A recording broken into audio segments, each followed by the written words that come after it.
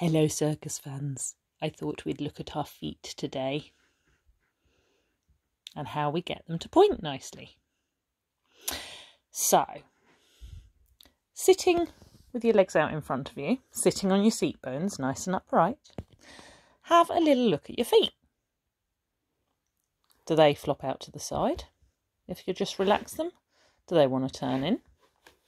How easy is it for you to just sit with your legs, knees pointing up to the ceiling, and feet relaxed? If they want to flop out, draw those lower tummy muscles in, pull them in together. If they want to turn in, squeeze your bottom, lift, lift, lift, and turn them out. Okay. I learned this exercise when I was a tiny, tiny ballet dancer when I was about 4.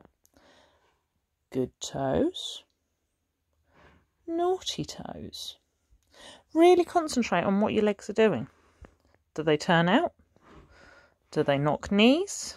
Keep those knees pointed up to the ceiling, sitting really upright. Point and flex. Point and flex. Keep your heels in contact with the floor. Don't let them lift right off because you're hyperextending your knee if you do. Do one at a time.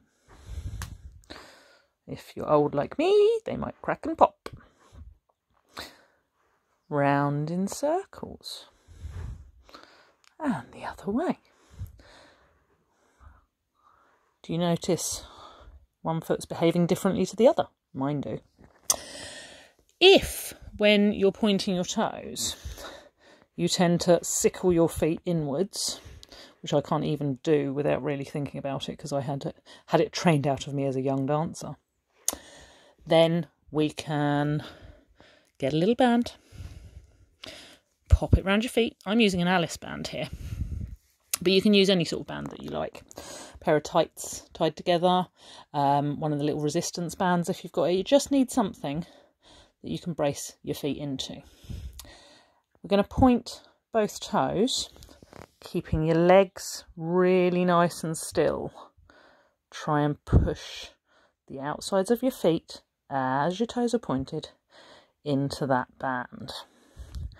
You might find you've got one foot that's easier than the other. You might be able to notice my right foot does not go as far as my left.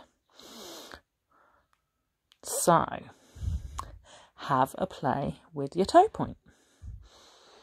Let us know how you get on. See you soon.